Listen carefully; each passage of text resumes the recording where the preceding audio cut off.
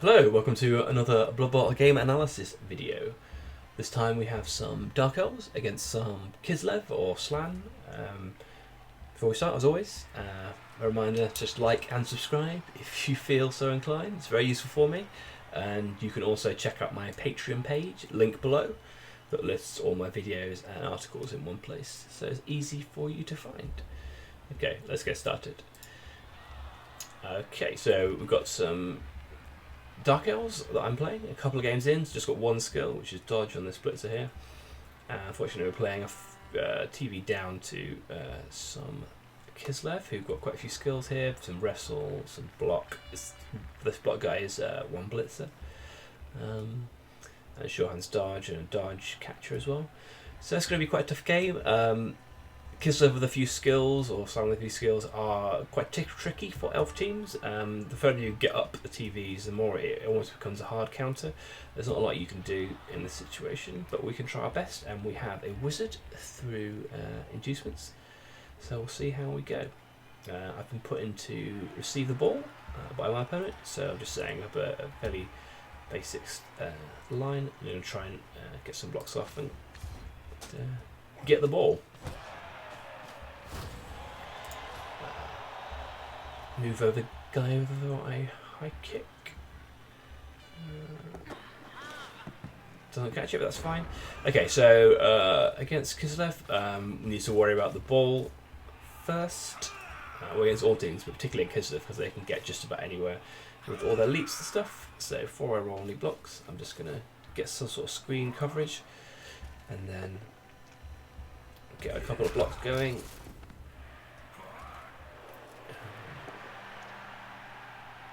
Just to free up these two guys so they can move over.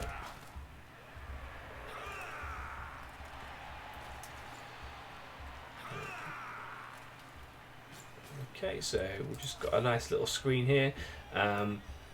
Against a normal team, you might want to be a bit closer in to make the dodges harder, but because my opponent's going to be making leaps, not dodges,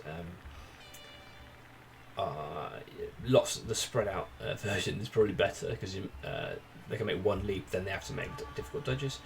This is a little bit of a gap in the middle, so it's quite difficult. That is quite easy for them to get into, but I can't really cover it at this point, so we'll just do the best we can. Sometimes that's all you can do.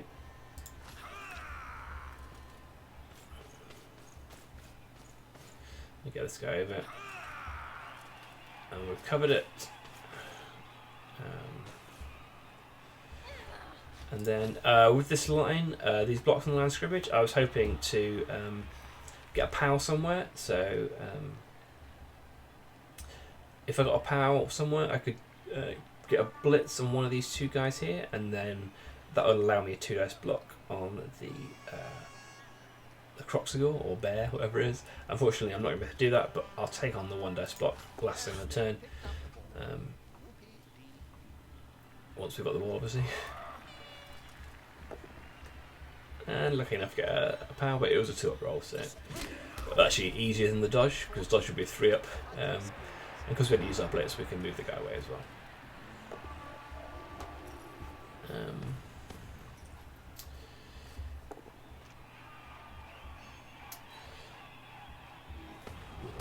So my opponent is playing, it seems, quite a passive defence here, and that is quite problematic for elf teams, Dark Elves in particular, because I have to protect against the threat of the leap, and so this is really good play. This is one of the ways that Slan is so effective without having to roll lots of dice, is if you can make your opponent just bunker up and protect the leap, then it stops them having players free to actually like pressure and try and make a breakthrough in your line, and so you never give up any space because I don't have the players to push forward. With a bash team, you might be able to spare a few high strength players to cause that forward pressure, but I just don't have, like, we're all strength 3. He's stronger than me because he's got a cross-score bear thing, so it's really quite difficult to do. I'm just setting up sort of an almost Wenger bus. I don't have any guards, so this square is free, but it's quite difficult for the Slan to get anybody to leap into that square to get the blitz. I've got a video on a finger bus defense, so you can check that out if you want to see more of what I'm talking about. But basically, this guy is providing assist should you want to leap into one of these 2 squares. There's 4 squares, sorry. Okay. And this bear is causing quite a lot of problems. I want the ability to re-centralize next turn should the opportunity arise. So I'm going to just try and blitz this bear to stop him just occupying this space and squeezing me in. And in doing so, it gives me the assist to block with the second guy.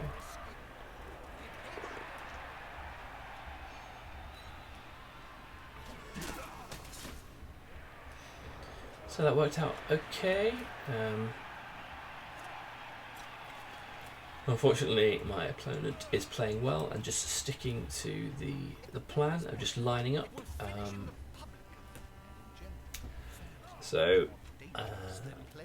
The next way I want to develop my drive is I want to try and get a player into his half of the pitch, try and get behind the line with just 1, maybe 2 players hopefully to provide potential receivers, so that he's got a second problem to deal with, a second threat, something else to worry about. And hopefully with this gap now on the right hand side, that should give me the opportunity to achieve that next turn. So I don't really need to worry about too much about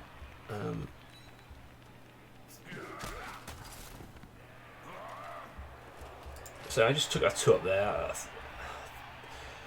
because of a slight problem with the amount of TV and skills I'm facing up to. A little tiny risk like that is something you might want to have to take. Might not be the best decision, but I decided to go for it. Opened up the 2 dice block here to deal with this guy, which was I think more important, and then that frees up the rest of the guys to get somebody into the back line. So yeah, I've got this gap now. I can steam a receiver through and then see what my opponent does. Hopefully he'll take the bait and just try and mark him up, and that'll take a couple of his players out of position. I've moved this guy back here. Again, I'm protecting my the space I want to move into next turn. So that's a lot of what you do with the spare players with Dark Elves. So you might have your cage, wherever that might be, and then the rest of your players could stand in a place that occupies an area of the pitch you might want to move into next turn. So I've got 1, 2, 3 guys here. My opponent can't blitz all of them, so that gives me opportunities and places to go. It stops me getting boxed in. Unfortunately, our opponent's not overcommitting to this guy, and it's just holding his line forward, and just leaving my guy unmarked. That's a key sign of a good player, because the whole reason of running a receiver through at this point of the drive is to just distract your opponent and get him to move some players out of position. You can just leave. It's quite correct for my opponent just leave that guy there and ignore him until turn 7 or 8, and that's when they matter. A potential receiver on turn 7 and 8 is obviously a threat at that point. At turn 4, it's fine. You can just leave him. It's not really going to cause any problems. And again, I am struggling to find a way through this line. The key thing is, or the decision I made at this point, is that I've still got a wizard in hand. And so if my opponent is going to play this passively, I can just, dither around in this backfield and then just use my lightning bolt to break a line on my turn 7. So in normal situations, I would have to be a little bit more proactive, try and put a little bit more pressure on, and then just accept the risk of the cage break. Fortunately, I've got the wizard, so I can try and avoid that.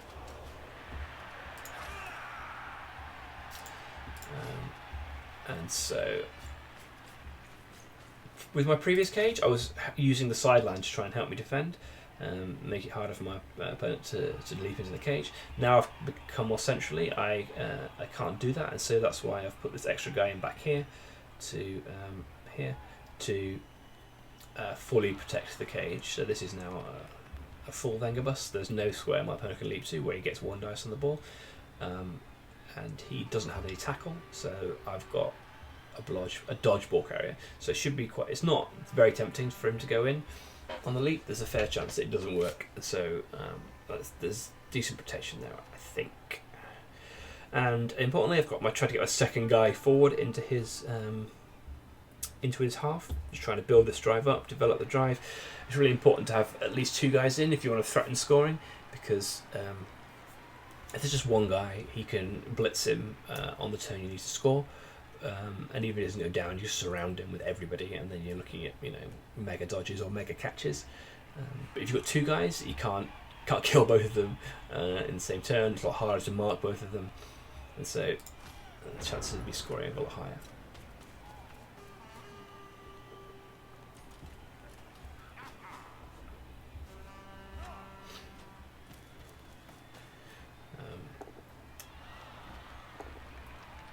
And my opponent here is just going to stick to his plan A, and just keep on lining up in his basic 2-step defense, which is not great. At this point, I'm just trying to. It's only my turn 5 next, so I'm sort of trying to develop the drive, see what happens, see if we can drag him out of position. With my 2 guys back here, I can now try and do that a little bit more effectively, which is to leave my 2 receivers as far apart as possible, which means that if my opponent wants to use resources of players to try and tag or blitz these guys, it's going to drag him wide at some point. Again, just trying to tempt my opponent into committing to these 2 receivers, or one of these 2 receivers, or both of them, and give me a gap through his lines. All the while remembering that I've got my wizard, so worst case scenario, I can try and use that. So I don't need to worry too much.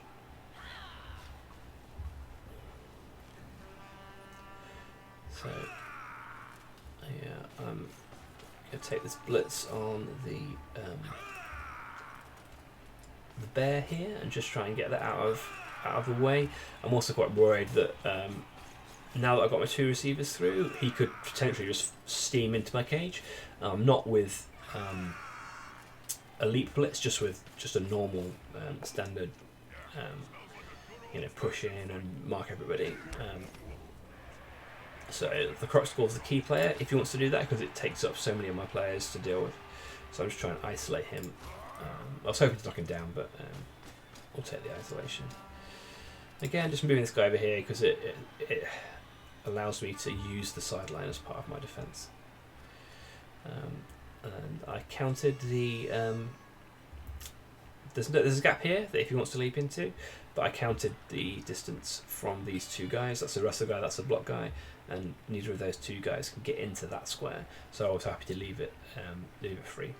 So if he wants to come into that square and blitz with a normal line with no skill, he can do, but he needs to roll pure power.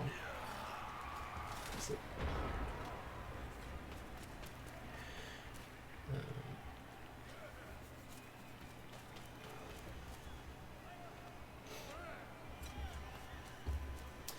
Yeah, and this is more good, sensible play from my opponent. He's just changing the angle of the defense, just trying to stop me from moving back and forward. And you may have seen me in previous videos do similar things, just try and squeeze the play in with the defense. This guy's fine on his own because I can't actually get into contact with him without making a dodge off first, so he defends that line quite easily. And then this guy's got dagger tackle, so he's marking him out quite well. My opponent's defended well. At this point, I've decided that I'm just going to go for the wizard play. It should be reasonably safe. I've got a lightning bolt and then a blitz, so I can just walk everybody through. Even if the lightning bolt fails, I can still try a 3-up pass to this guy and just try and score. So still got a reasonably good chance of scoring. Just moving this guy here because I want him to be far away. There's still a big gap, so it's caused a problem for my opponent, but I want him to be 1, 2, 3, 4, 5, 6. So I want him to be able to get to that square there, so that if I'm forming a cage over here, he can still reach one part of it. And just keep him vaguely free in case I want to run down this side.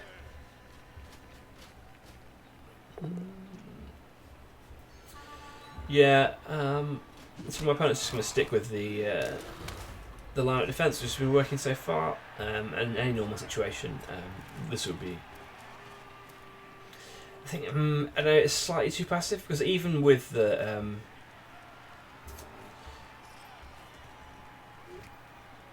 even without the wizard, I've still got 3 up, 2 up to score.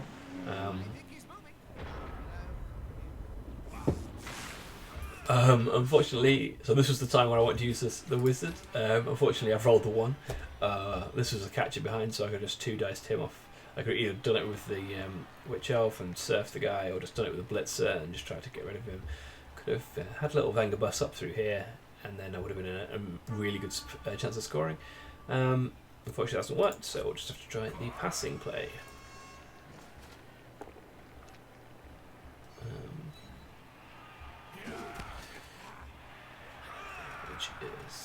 Should be fine. Remembering that Kislev have got very long legs, so +1 to interception, so I'm just moving an extra guy. Just although it still would have been 6, but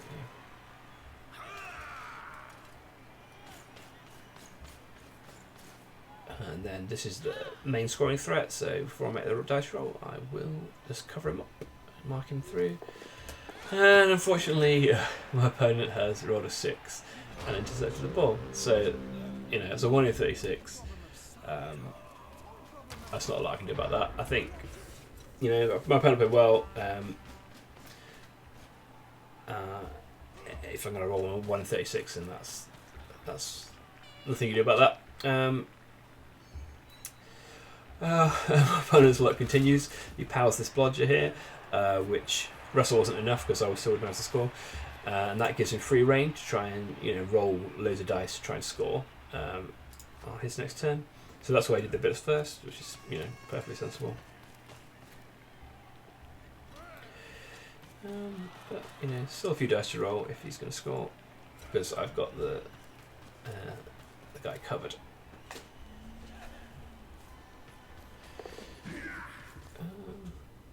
Yeah. So sometimes this happens. I think you develop the drive as well as you can, and then sometimes you just roll the 1 in 36 and then you don't score, and that's fine. Learning, getting better at Blood Bowl is all about just think about your decisions and trying to improve where you can. I've made a lot of mistakes in a lot of games, but I think this one was okay. Sometimes it just doesn't work out. Okay, and that is a lot of leaps. So there's no way I'm getting at that ball. So just try and hit a guy on my next turn. And my opponent does score. He needs to go for it from there, but he does get it. So we'll move on to the second half. 1-0 down. And now I am kicking. But that's okay. Because Slanar probably not as effective when they're trying to drive slowly anyway. 2-turner with slans, quite easy, but in this case I expect my opponent's going to want to drag out a little bit. If he scores too early, there's a potential of drawing this 2-2. So I'm just going to have to be slightly more aggressive in this drive, try to put some pressure on, and hopefully cause a turnover.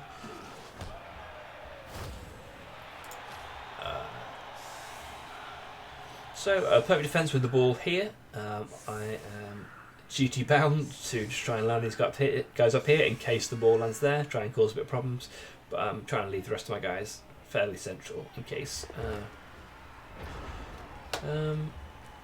That doesn't work out. Unfortunately, he catches the ball. And that gives him the perfect opportunity to just run down the other sideline.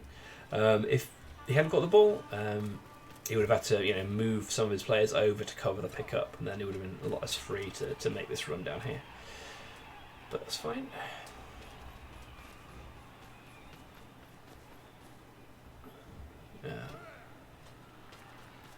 The benefit of me having a lot of these Dark Elves still in the middle is I can still contest this, hopefully reasonably well.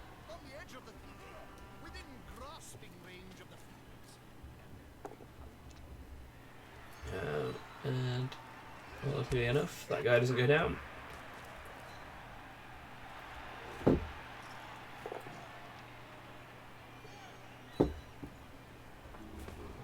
Neither does that one, so we're getting okay on these blocks on this drive.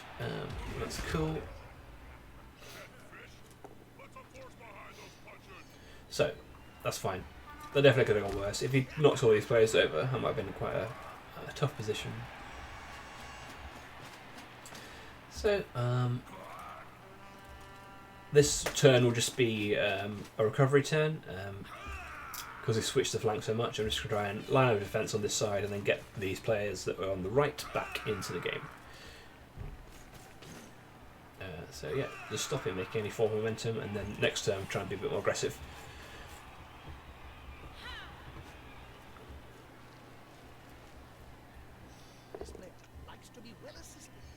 Taking a slight risk, blitzing with the Witch Elf, because there's quite a lot of value in... well, I need to get rid of this guy so he doesn't score for one, and also there's value to him being on the sideline there. We're trapped. Can threaten our surf, that's always good. Taking that block on with a lineman rather than with blitzer, because I want to. This dodge blitzer is really important, so I need to get him back into the game. And yeah, no point using a reroll on that. One of the last actions of the turn. The bear is still marked up, so we don't have to worry about using one of our rerolls for that. I've only got 2, so that's fine. So let's just see what my opponent does.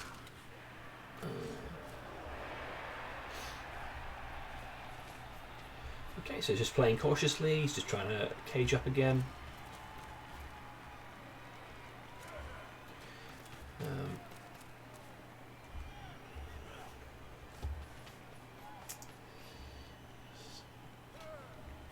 Building a similar cage to the one I was doing in the first half, although not really as effective when you've got a strength 2 ball carrier.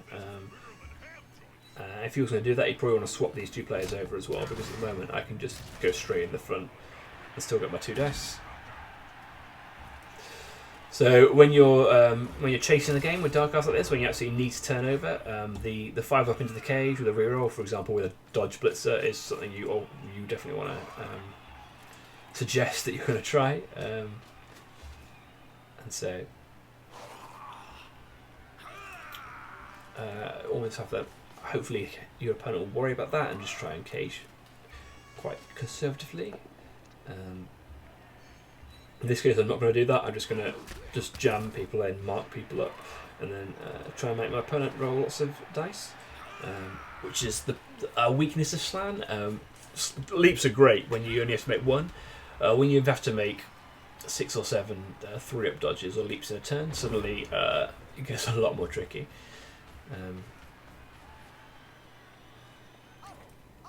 So the purpose of this kind of cage break is not to turn him over this turn, it's to drag his players out of position over a series of turns. So I wouldn't expect to turn the ball over this turn, but if I can just keep pressuring him, keep making him make leaps, make dodge rolls, or just leave players where they are, eventually the cage is going to fragment, and hopefully at that point we'll get an opportunity. So as long as my opponent doesn't have a player in scoring range, I can do this. I can play in this way. If he does, I'm going to have to start worrying about blitzing that guy, because I'm 1-0 down. Unlike the first half, where my opponent had a little bit more leeway, I have to seriously worry about the threat of the receiver, because putting in a quick 2-0 is now, as the game goes on, it becomes more and more valuable.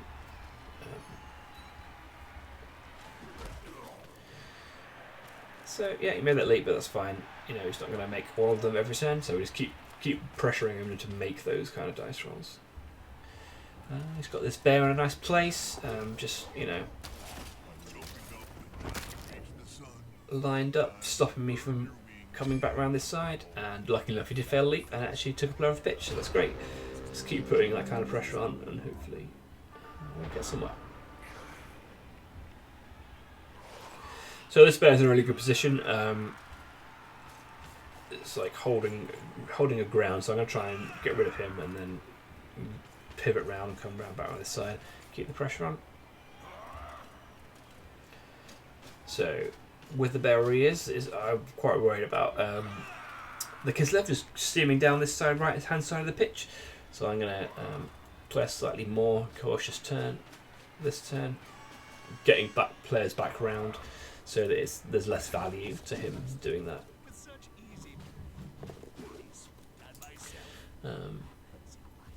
Oh, sorry, that wasn't the turn. Maybe it was the next turn that I blitzed the guy. Anyway, yeah, so because I was down, because I'm chasing the game, I've spotted that my opponent's left me a couple of 3-ups to get to the ball, and with my dodge blitzer. So 3-ups to the reroll, not something you want to take on particularly early in the game, but when you're chasing the game, that's a really good opportunity. You know, 3-up with rerolls, just get 2 dice on the ball with block. It's definitely worth the risk. So I've decided to go for it, clearly. Sorry, must have was thinking about my plans rather than what actually happened. Didn't get the knockdown, not going to use a reroll on that. And grab the switch off through and put more pressure on. And so just keeping it involved and trying to stop my opponent making too much forward progress. Yeah, I did move these guys back here just to give myself the opportunity to go for that blitz. It just means that if I fail, then there's still some coverage and I don't completely give the game away.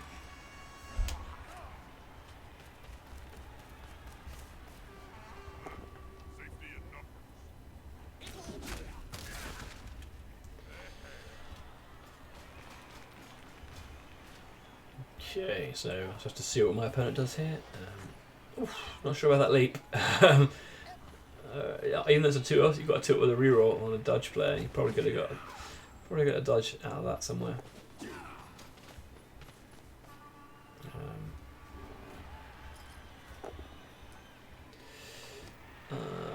Okay, so he's gone for a block with the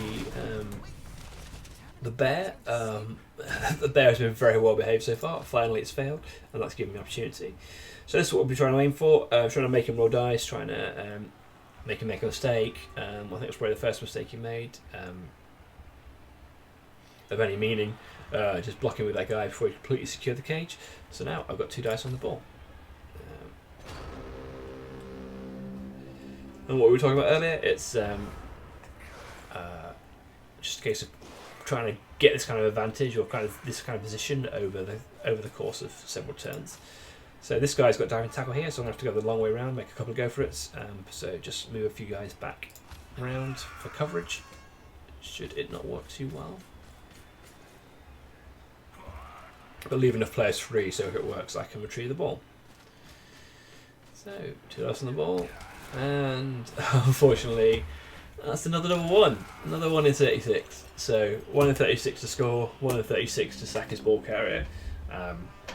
Hey ho, these things happen. The dice roll's not important. It's just the decisions that you make that the things you can learn from, the things you can look to in a game. So we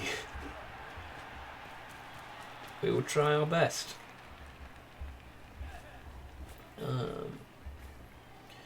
In this case, okay.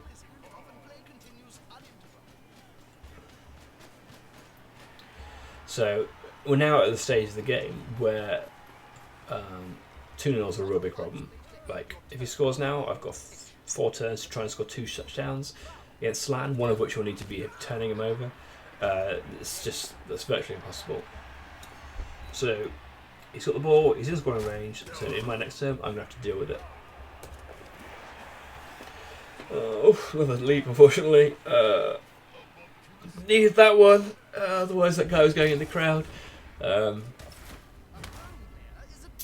hey, okay. So I'm just going to have to be aggressive this turn. I'm just going to have to roll a lot of dice and then see if I can get a player off. Get the ball down. Sorry, this guy's a catcher. I can't mark him. There's no point marking him. He can just 2+ leap or 2+ dodge away wherever I put a guy. So I'm going to have to try and blitz him. And luckily he's on the sideline, so if I can get in to blitz him, then I can surf him. So that's my only option of getting anything out of this game. So we're going to have to roll a dice.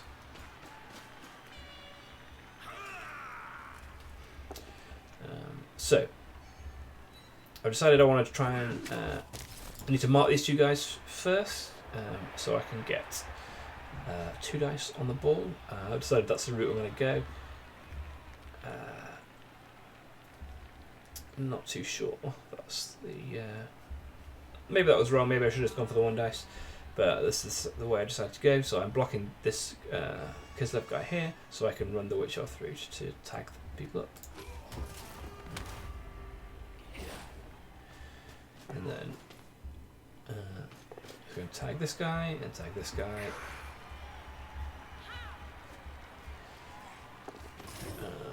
There's lots of 3-up dodges here. This may not be the best way to achieve this particular result in hindsight. But we'll see how it works. Unfortunately I failed that 3-up, so I 3-up 2-up here to get through. Yeah, and this is also a mistake because I needed to come from this square because this guy's got diving tackle, which is -1 on the dodge. Even though it's into the cage, it was a 6-up rather than a 5-up. So that is a mistake.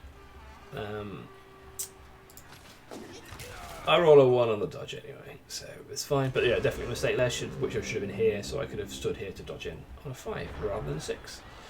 And then my opponent runs in. That is 2-0. Well done him. He played well, and it was a tough game. Both being skills down and also the warning both drives, but that's fine. Yeah, you just need to just try and learn what you can and move on. So I think that's it. I've got 3 turns to score, but I don't do it.